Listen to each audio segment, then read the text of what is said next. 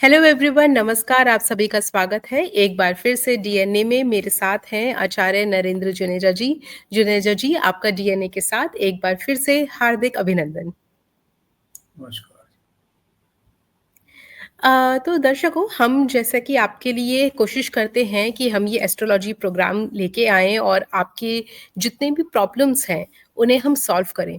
पर जुनेजा जी, हमने देखा है कि जो हम रिसेंटली हम अपनी मंथली प्रेडिक्शंस कर रहे थे, उसके साथ में लोगों के बहुत ही ज़्यादा बेसिक क्वेश्चंस जो हैं, बेसिक क्वेरी जिसे हम कह सकते हैं कि एस्ट्रोलॉजी की फंडामेंटल क्वेरीज़ हमारे पास बहुत सारी आ रही थी।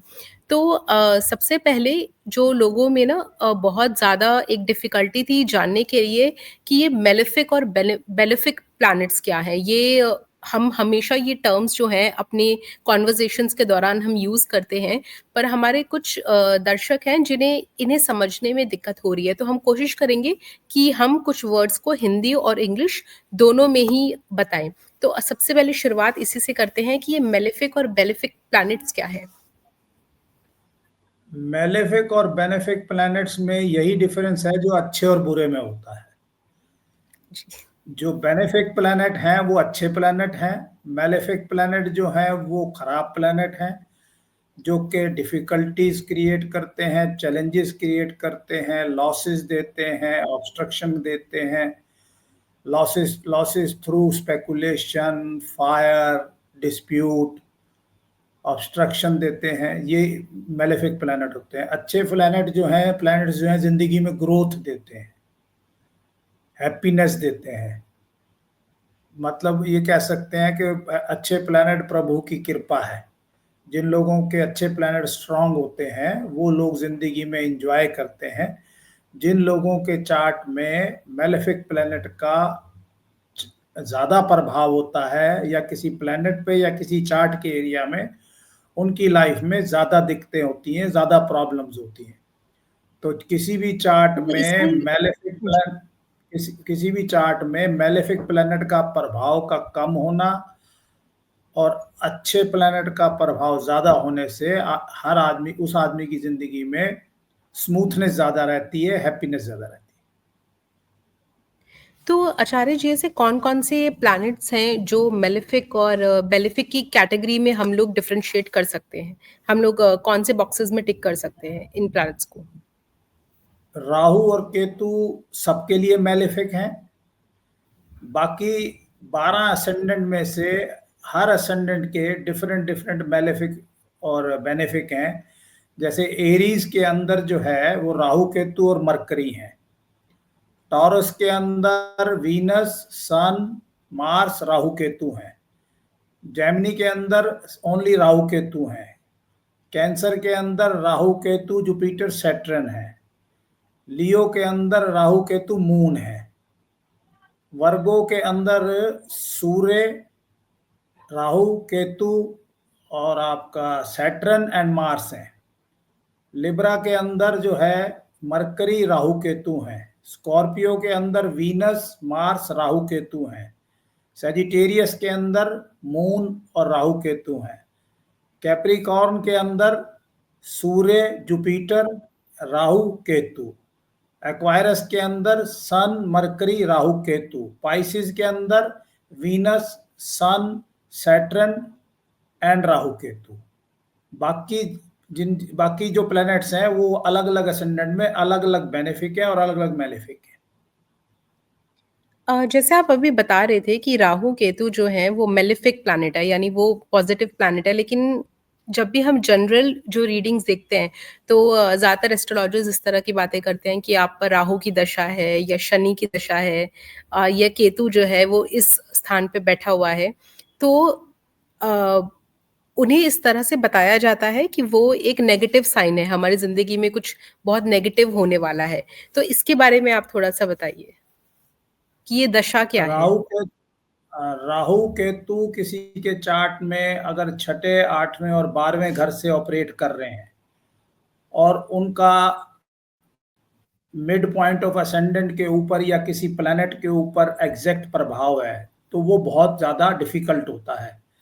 राहु केतु अगर किसी अच्छे प्लैनेट पे बैठे हैं और मिड पॉइंट ऑफ असेंडेंट से दूर बैठे हैं और एग्जॉल्टेड हैं या किसी स्ट्रॉन्ग प्लेनेट के घर में बैठे हैं, तो उस केस में राहु केतु अच्छे रिजल्ट देते हैं।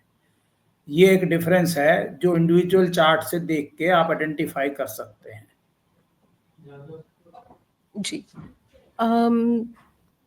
तो अब हम ये भी जानना चाहेंगे कि आप बोल रहे थे कि जो भी प्लैनेट्स हैं वो डिपेंड करता है वो कौन से हाउस में बैठे हैं। तो ये कौन से प्लैनेट्स हैं जो बहुत ज़्यादा इन्फ्लुएंशियल है? मतलब अगर हम अपने ज़ोडिएक चार्ट की बात करें तो कौन से प्लैनेट बहुत ज़्यादा प्रभाव डालते हैं हमारी ज़िंदगी पर? सबसे जो मेन प्लेनेट है वो सूर्य है। आप जी। जानती हैं कि सूर्य नहीं निकले तो दिन नहीं निकलेगा। अगर दिन नहीं निकलेगा तो दुनिया कैसे चलेगी? तो सूर्य से ज्यादा इन्फ्लुएंस प्लेनेट कोई नहीं है। सूर्य के बाद चंद्रमा है, चंद्रमा के बाद मंगल है, मंगल के बाद फिर बाकी प्लेनेट हैं। हर प्लेनेट का प्लेनेटरी पोजीशन में डिफरेंट डिफरेंट रोल है।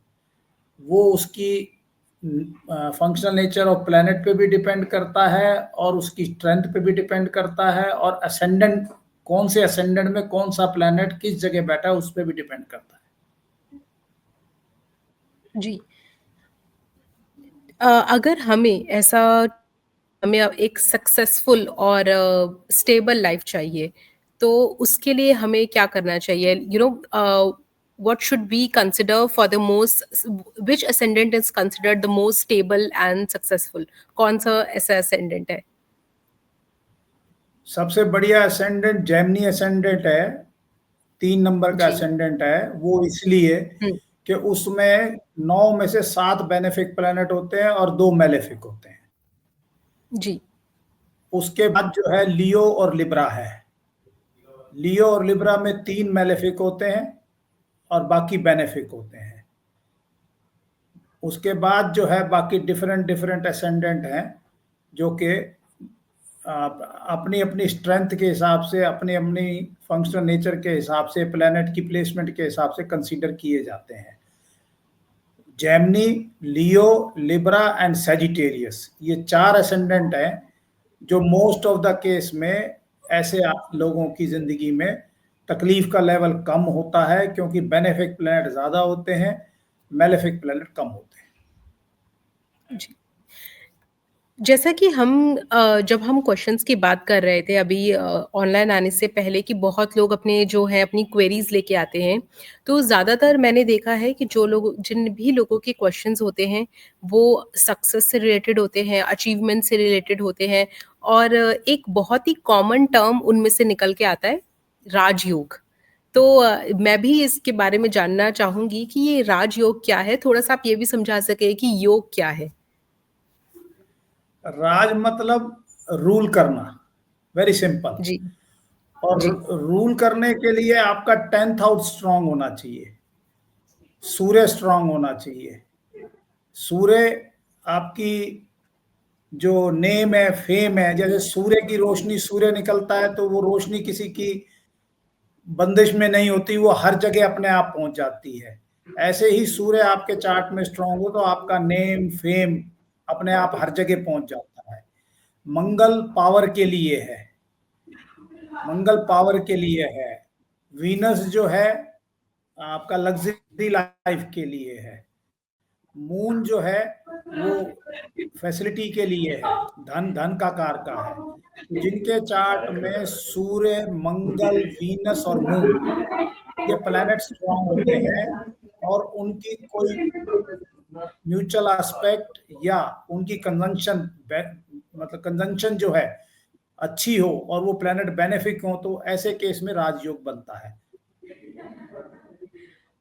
जी, जैसा कि ऐसा माना जाता है कि जो हमारे प्रधानमंत्री हैं, जो मोदी जी हैं, ऐसा माना जाता है कि उनकी कुंडली में भी राजयोग है।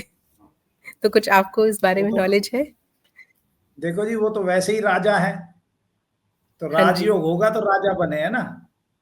हाँ जी। तो उसमें तो कोई दोराई वाली बात ही नहीं है। वो तो काफी समय से, कहाँ चीफ मिनिस्टर के टेन्यूर, 2-3 टेन्यूर हुँ। के बाद प्राइम मिनिस्टर हुँ। के थर्ड जो टेन्यूर है उसके बाद वो राज कर रहे हैं, तो ये तो पक्का है कि उनके चार्ट में जो स्ट्रॉन्ग राजयोग है। जी। तो जैसे हम बात कर रहे थे कि नरेंद्र मोदी जी हैं, पॉलिटिकल करियर इतना सक्सेसफुल है, उनके कुंडली में ऐसा माना जाता है कि उनकी कुंडली में भी राजयोग है। तो किसी को अगर अपना पॉलिटिकल करियर आजकल बनाना है, एक टाइम था जब माँ-बाप बोला करते कि नहीं बेटा पॉलिटिक्स में नहीं जाना है, लेकिन आज लोग इसको भी एज़ अ करियर ऑप्शन देखते हैं। तो अगर किसी को पॉलिटिक्स में अपना करियर बनाना है, तो उसके लिए क्या योग कौन से ऐसे योग हैं जो सही बैठने ज़रूरी हैं? सबसे बड़ी बात तो है जी, कर्म का लॉर्ड 10th हाउस स्ट्रांग होना चाहिए। नेम फेम के लिए सूर्य होना चाहिए। हुँ, इनिशिएटिव के लिए मार्स होना चाहिए। लग्जरीज के लिए वीनस होना चाहिए, लग्जरी एंजॉय करने के लिए। और चंद्रमा जो है वो माइंड को रूल करता है, रिलेशनशिप को रूल करता है।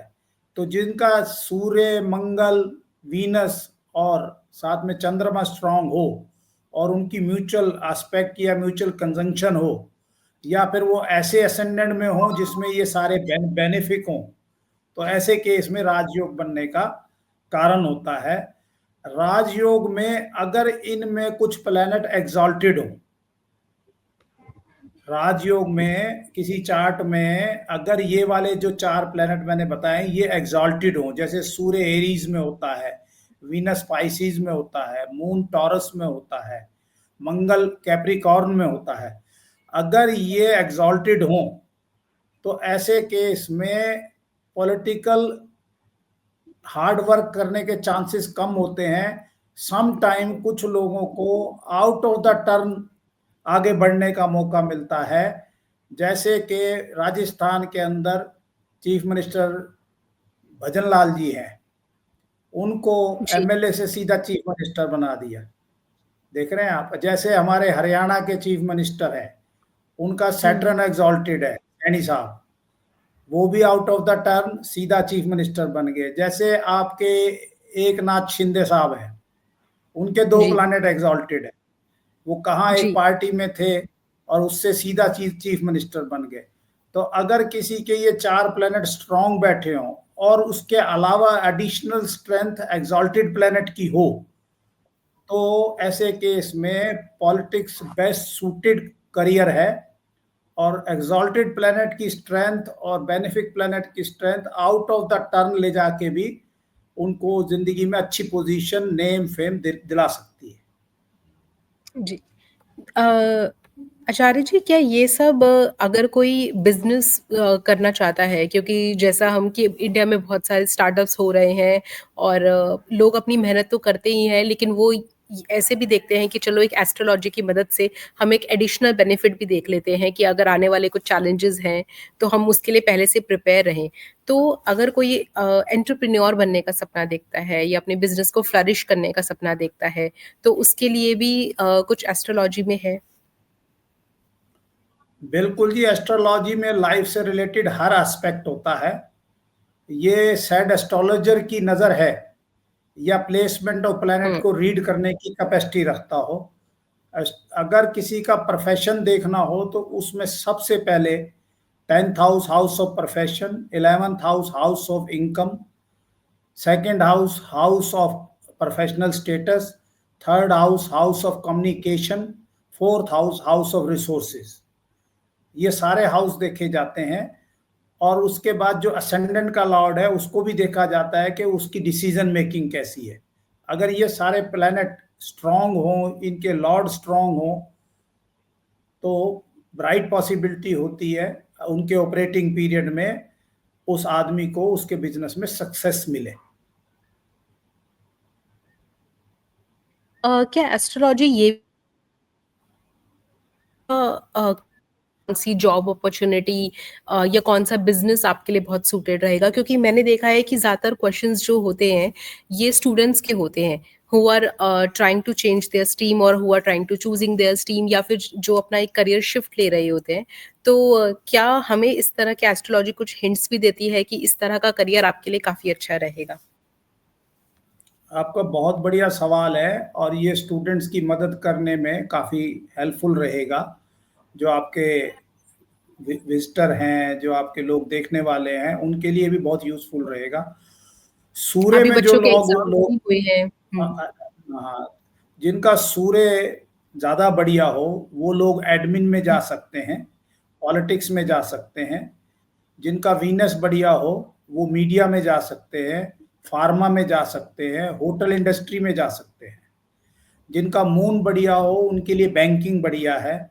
जिनके लिए मरकरी बढ़िया हो, उनके लिए कंप्यूटर बढ़िया है। ऐसे डिफरेंट डिफरेंट प्लैनेट जो हैं, डिफरेंट डिफरेंट रूल्स को रूल करते हैं, जिसमें मार्स मैं कहना भूल गया, मार्स जो है वो पैरामिलिट्री फोर्स के लिए है। तो जी। Different different planet different different rule, different different aspect life में रूल करते हैं। अब चार्ट के अंदर ये देखा जाता है कि किस प्लैनेट का इन्फ्लुएंस 10th हाउस पे, सेकंड हाउस पे, थर्ड हाउस पे ज्यादा है, और किसके ऑपरेटिंग पीरियड आगे चलने हैं। तो वो उस प्रोफेशन को सजेस्ट किया जाता है अकॉर्डिंगली। और उस किस्म के प्रोफेशन, सजेस्टेड प्रोफेशन में जो क्वेरेंट है, जो नेटिव है, जो पूछने वाला है, उसको उसका लाभ होता है। जुनेजा जी, ऐसे बहुत सारे लोग हैं जो अपना करियर मतलब as a social media influencer भी देखते हैं। कुछ लोग सोचते हैं कि हम फ़िल्म इंडस्ट्री में अपना जाके एक्टिंग वग़ैरह हम ट्राई करेंगे। तो ऐसे लोगों के लिए कौन-सा प्लैनेट जो है वो बढ़िया रहता है और इनके लिए क्या-क्या चीज़ें जो हैं वो फिट बैठती हैं? देख लीजिए, एक्टिंग के लिए सबसे बढ़िया प्लेनेट है मरकरी। हुँ, थिएटर एक्टिंग, जो लोग थिएटर में एक्टिंग करते हैं, जो कि एक्टिंग में काफी ज्यादा स्ट्रॉन्ग, फर्म ग्रिप रखते हैं, एक्ट हुँ, मरकरी। और उसके बाद वीनस। वीनस मीडिया हो गया, फिल्म इंडस्ट्री हो गई, मरकरी एक्टिंग हो गया, और सन जो है नेम फेम हो गया। तो सन, ठीक है। मरकरी एंड वीनस, अगर ये वीनस, तीन हुँ, प्लैनेट्स का कॉम्बिनेशन हो, तो उसमें एक्टिंग में लोग अपने प्रोफेशन में जा सकते हैं। अगर सूर्य और सैटर्न की स्ट्रेंथ बहुत हो, मरकरी, वीनस, सैटर्न और सन, इन सब की स्ट्रेंथ ओवरऑल हो जाए, तो ऐसे केस में हाई लेवल की सक्सेस अचीवमेंट के चांसेस होते हैं in the case of acting industry. Juneja ji, आपने जो ये प्लैनेट बताए हैं, जैसे आपने सन बताया, फिर उसके बाद मरकुरी, वीनस, उसके बाद हमारा अर्थ आता है। तो ये क्या इस चीज़ का बहुत इफ़ेक्ट है कि ये जिस तरह से ये प्लेस्ड है, जब भी हम सोलर सिस्टम का चार्ट पढ़ते हैं, तो वो भी कुछ इसी तरह से लाइन्ड अप है कि सन होता है, फिर मरकुरी, फिर वीनस। तो क्या इसका उस चीज़ से भी कुछ रिलेशन है? नहीं नहीं, उससे कोई रिलेशन नहीं है। उससे कोई अच्छा, रिलेशन नहीं है, रिलेशन है फंक्शनल नेचर ऑफ प्लेनेट से। जो ओके। आपके चार्ट में अगर मान लो सूर्य बेनिफिक है, हुँ, तो हुँ, वो हुँ। आपको इजीली बेनिफिक रिजल्ट देगा। आपके पिता के लिए अच्छा है, आपके बड़े भाई के लिए अच्छा है, आपको, आपके क्या नाम है, जो बड़े लोग हैं लाइफ में, जैसे पॉलिटिशियन हैं, तो उन सब से मदद मिलेगी, गवर्नमेंट से मदद मिलेगी। ऐसे डिफरेंट डिफरेंट एस्पेक्ट में डिफरेंट डिफरेंट प्लेनेट काम करते हैं। डिपेंड करता है कि कौन से असेंडेंट में कौन सा प्लेनेट मेलेफिक है और कौन सा प्लेनेट बेनिफिक है, और मेलेफिक प्लेनेट की प्लेसमेंट क्या है, और मेलेफिक प्लेनेट का प्रभाव क्या है। तो क्या हम मान सकते हैं कि जितने ये बड़े-बड़े फ़िल्म स्टार्स हैं, जैसे अगर हम बात करें, हम शाहरुख खान की बात करें या अमिताभ बच्चन की बात करें या श्रीदेवी की लेट श्रीदेवी जी की हम बात करें, तो इन सब के जो प्लैनेट्स हैं, क्योंकि ये अपनी फ़ील्ड्स में लेजेंडरी रहे हैं, तो इनके वीनस, इनके मार्स और इनके सन बहुत ज़्यादा स्ट्रॉन्ग रहे हैं। हाँ, अमिताभ बच्चन साहब का जो सैटर्न है, वो थर्ड हाउस में प्लेस्ड है। और जी। सैटर्न जो है वो मासिस को रूल करता है, आम आदमी को हुँ, रूल करता है। तो जब उनका थर्ड हाउस में जो सैटर्न प्लेस्ड है, वो उनकी वॉइस और उनकी अग्रेशन, जो एक्टिंग में लोग पसंद करते हैं, वो उस वजह से है। मासिस को रूल, सैटर्न होना, थर्ड हाउस में होना, और मासिस को रूल करने की वजह से उनकी लाइफ में सक्सेस जो है वो कारण है। ऐसे ही शाहरुख खान साहब के चार्ट में जो सेवंथ लॉर्ड है, वो सैटर्न है, वो अपने घर का है। एक तो वो पहले लियो है, ऊपर से उनका सेवंथ लॉर्ड अपने ही हाउस में है, तो एक तो सैटर्न हो गया जो मासिस को रूल करता है, और उसके अलावा वो अलायंस में, पार्टनरशिप में, रिलेशनशिप में लोगों के साथ काफ़ी अच्छे हैं, जिससे लोग जो हैं उनके साथ जी। अपने आप जुड़ते चले जाते हैं। मेरे ख्याल ये दोनों हुँ, केस में, चाहे वो अमिताभ बच्चन साहब की बात हो, चाहे शाहरुख खान साहब की बात हो, दोनों केस जी। में उनकी पेशेंस और जो रिलेशनशिप है, उनकी सक्सेस का कारण है, और वो सैटर्न की वजह से है। क्या आपने बोला कि एक पेशेंस और रिलेशनशिप जो है वो उनके सक्सेस का कारण है। क्या यही एक कारण है कि दूसरे स्टार्स जो हैं, जो दूसरे सुपर स्टार्स जो थे, जो अपने टाइम में बहुत पीक पे थे लेकिन टाइम आते-आते वो थोड़े से ढल गए हैं। लेकिन अगर हम शाहरुख खान की बात करें, अमिताभ बच्चन की बात करें तो इनका स्टारडम अ, बीच में शायद थोड़ा बहुत होगा पर इनका स्टारडम कहीं न कहीं अभी तक बरकरार है। लेकिन कुछ फ़िल्म स्टार्स ऐसे थे जो अपने टाइम पे बहुत ज़्यादा पीक पे थे, लेकिन टाइम के साथ-साथ वो खो से गए। तो क्या इसका यही रीज़न है कि वो अपने रिलेशनशिप्स को मेंटेन नहीं कर पाए? ये कारण भी है, लेकिन इसके अलावा ऑपरेटिंग पीरियड किस आदमी की लाइफ में कितने लंबे चलने हैं। अगर किसी की लाइफ में ऑपरेटिंग पीरियड, जैसे अब सूर्य, मून, मार्स, वीनस, सन, मून, मार्स, अगर इनको आप काउंट करो तो वीनस 20 साल चलता है, सूर्य 6 साल चलता है, मून 10 साल चलता है, मार्स 7 साल चलता है। अच्छा, तो 20 और 6 26 और 7 33 और 10 43 साल। अगर ये चार प्लैनेट किसी की जिंदगी में स्ट्रांग बैठे हों किसी के चार्ट में, और वीनस करियर के समय चल पड़े, तो उसकी लाइफ में 43 ईयर कॉन्टिन्यूसली सक्सेस होती है। तो ये तो डेस्टिनी है कि आप किस समय में पैदा हुए, कौन से असेंडेंट में हुए, कौन से सिटी में हुए, कौन सी डेट को हुए, और उस वक्त की प्लानिटरी पोजीशन क्या है। जी। तो ये सारी तो बातें जो जुनेजा हैं जी वैस डेस्टिनी पे ही जाती हैं। जी। अ, एक्चुअली आपने आज बहुत सारे हमने टॉपिक्स कवर किए। बात ये थी कि आज सवाल बहुत थे और आज टाइम की थोड़ी-सी हमारे पास कमी है। लेकिन हम कोशिश करेंगे कि हमारे जो बाकी के सवाल हैं, हम इस सेशन को हम रेगुलरली करें ताकि हमारे बाकी के जो सवाल हैं, वो रेगुलरली हमारे कंप्लीट हो जाएँ। हम हर सेशन में अपने सारे स्पेशली बेसिक सवालों को तो हम ले ही लें। तो दर्शकों ये थे नरेंद्र जुनेजा जी जिन्होंने आपको बहुत सारी इन्फॉर्मेशन दी कि आप अपनी रिलेशनशिप्स को मेंटेन करना क्यों ज़रूरी है, कौन से ऐसे प्लैनेट्स हैं जो आपको बिज़नेस में हेल्प कर सकते हैं, कौन से ऐसे प्लैनेट्स हैं जो आपको आपकी करियर को चूज़ करने में हेल्प कर सकते हैं। तो ये एक बेसिक इन्फॉर्मेशन थी लेकिन इसके अलावा आपके पास अगर कोई भी सवाल है, तो वो हमारा कमेंट सेक्शन खुला है। आप हमें वहाँ पे लिख कर बता सकते हैं और हम कोशिश करेंगे कि हम आपके सारे सवालों को इस सेशन में, अगले सेशन में और आने वाले सेशंस में हम ज़रूर कवर करें। तो प्लीज़ घबराइएगा नहीं, अपने सवालों को बिना हिचकिचाहट आप अपने कह हम इस कमेंट सेक्शन में छोड़ जाइएगा, हम इसे ज़रूर कवर करेंगे। तो नरेंद्र जी, सबसे पहले आपका बहुत-बहुत शुक्रिया, आपने डीएनए के लिए टाइम निकाला।